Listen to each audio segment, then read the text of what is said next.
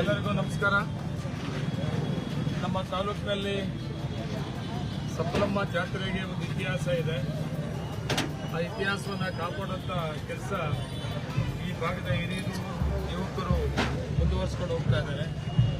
ಅದರಲ್ಲಿ ನಾನು ಕೂಡ ಈ ತಾಲೂಕಿನ ಒಬ್ಬ ಸಾಮಾನ್ಯ ರೈತರ ಕುಟುಂಬದ ಹುಟ್ಟಿ ನನಗೆ ಮೊದಲನೇ ಅವಕಾಶ ಶಾಸಕನಾಗಿ ಮಾಡಿಕೊಟ್ಟರು ಕೂಡ ಆ ಶಾಸಕನಾಗೋಕ್ಕೂ ಮೊದಲು ನಮ್ಮ ಮುಖಂಡರುಗಳೆಲ್ಲರೂ ಕೂಡ ಈ ಜಾತ್ರೆ ಕಾರ್ಯಕ್ರಮದಲ್ಲಿ ಊಟದ ಒಂದು ವ್ಯವಸ್ಥೆಯನ್ನು ಮಾಡಬೇಕು ಅಂತ ಕೇಳಿದ್ರು.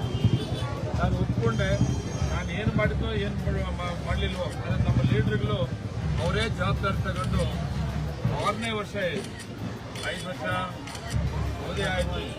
ಮತ್ತು ಈಗ 6ನೇ ವರ್ಷದ 2ನೇ ಅವಧಿಗೂ ಕೂಡ ನನ್ನ ತಾಲೂಕಿನ ಜನತೆ ನಮ್ಮ ತಾಲೂಕಿನ ನಂಜೇಗೌಡ ಅಂತೇಳಿ ಆಶೀರ್ವಾದ ಮಾಡಿ ಉಳಿಸ್ಕೊಂಡ್ರು. ಇಂಥ ಕಾರ್ಯಕ್ರಮ ಮುಂದುವರ್ಸೋಕ್ಕೆ ಕೂಡ ನನಗೆ ಅವಕಾಶ ಕೊಟ್ಟರು.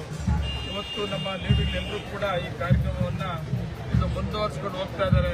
ನಾನು ನನ್ನ ವೈಯಕ್ತಿಕವಾಗಿ ನನ್ನ ಪಕ್ಷದ ಎಲ್ಲ ಮುಖಂಡಗಳಿಗೂ ಇಂಥ ಒಂದು ತೀರ್ಮಾನವನ್ನು ಮುಂದುವರಿಸಿಕೊಂಡು ಹೋಗ್ತಾ ಇರೋದ್ರಿಂದ ನಾನು ನನ್ನ ಪಕ್ಷದ ಮುಖಂಡಗಳಿಗೆ ಧನ್ಯವಾದಗಳು ಕೂಡ ಹೇಳಬೇಕಾಗ್ತದೆ. ಅದರ ಜೊತೆಯಲ್ಲಿ ವಿಶೇಷವಾಗಿ ಈ ಸಾರಿ ಜಾತ್ರೆ ಅತಿ ಹೆಚ್ಚಿನ ರಾಸುಗಳು ಬಂದಿದ್ದಾರೆ. ಹೋದ ವರ್ಷಕ್ಕಿಂತ ನೋಡಿದಾಗ ಈ ವರ್ಷ ಅತಿ ಹೆಚ್ಚಿನ ರಾಸುಗಳ ಜೊತೆಗೆ ಜನ ಕೂಡ ಹೆಚ್ಚಿಗೆ ಸೇರಿದ್ದಾರೆ. ಅದೆಷ್ಟೇ ಜನ ಬರಲಿ, ಅದೆಷ್ಟೇ ರಾಸುಗಳು ಬರಲಿ, ಅವ್ರಿಗೇನು ಮೂಲಭೂತ ಸೌಕರ್ಯಗಳು ತೊಂದರೆ ಇದ್ದರೆ ಮಾಡಬೇಕಾಗಿತ್ತು. ಇದು ತಾಲೂಕಿನ ಆಡಳಿತ ನಾವೆಲ್ಲರೂ ಕೂಡ ತೀರ್ಮಾನ ತಗೊಂಡಿದ್ವಿ. ಅದನ್ನು ಎಲ್ಲ ರೀತಿಯ ಸಹಕಾರವನ್ನು ಕೊಡ್ತಾವುದು. ಎಲ್ಲ ಇಲಾಖಾವಾರು ಅಧಿಕಾರಿಗಳು ಕೆಲಸವನ್ನು ಮಾಡ್ಕೊಂಡು ಹೋಗ್ತಾ ಇದ್ದಾರೆ.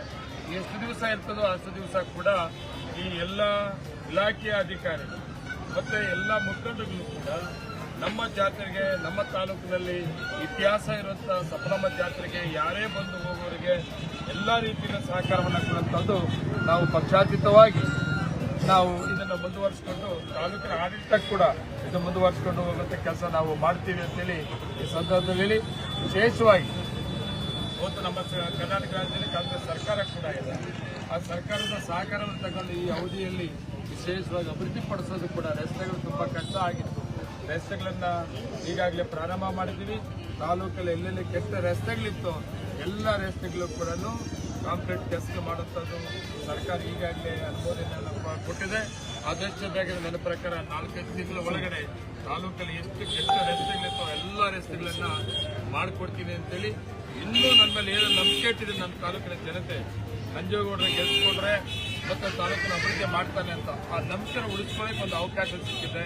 ನಮ್ಮದೇ ಕಾಂಗ್ರೆಸ್ ಸರ್ಕಾರ, ಮುಖ್ಯಮಂತ್ರಿ ಸಿದ್ದರಾಮಯ್ಯವರು ಇರೋದ್ರಿಂದ ಎಲ್ಲ ನಂಬಿಕೆಗಳು ಕೂಡ ನಾನು ಉಳಿಸ್ಕೊಳ್ತೀನಿ ಅಂತೇಳಿ ಈ ಸಪ್ಲಮ್ಮ ಜಾತ್ರೆಯಲ್ಲಿ ಭರವಸೆಯನ್ನು ಕೊಡ್ತಾ ಎಲ್ಲರಿಗೂ ಕೂಡ ಆ ಸಪ್ಲಮ್ಮ ಈ ದೇವರು ಒಳ್ಳೇದು ಮಾಡಲಿ ಅಂತ ಕೇಳ್ಕೊತಾ ಇದ್ದೀನಿ. ನಮಸ್ಕಾರ.